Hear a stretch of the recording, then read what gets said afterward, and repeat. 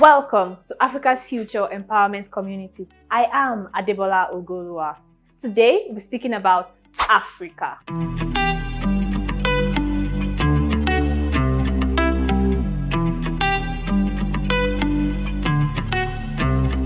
Africa is a beautiful continent with colorful and diverse cultures, believed to be the cradle of human civilization. It is the second largest continent on the planet and is home to 54 countries. With mostly warm climate and many amazing places to visit, from the beautiful beaches to world wonders, a visit is always welcome, but it wasn't always this way.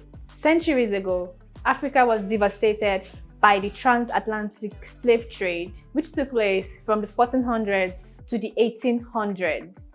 This period involved horrifying and heartbreaking stories of people being forcibly separated from their loved ones and familiar environments and being transported in inhumane conditions across the Atlantic to unfamiliar lands where they were often mistreated.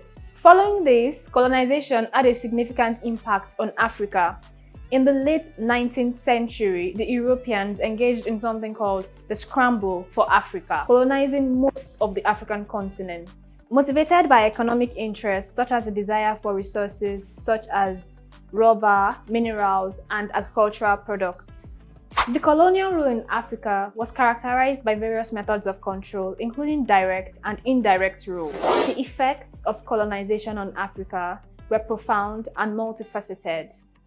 Colonial leaders drew borders arbitrarily, disregarding pre-existing ethnic, linguistic, and cultural boundaries. They also exploited resources for European markets and put in place labor systems that exploited African workers. Additionally, indigenous land rights were often disregarded, leading to land dispossession and displacement.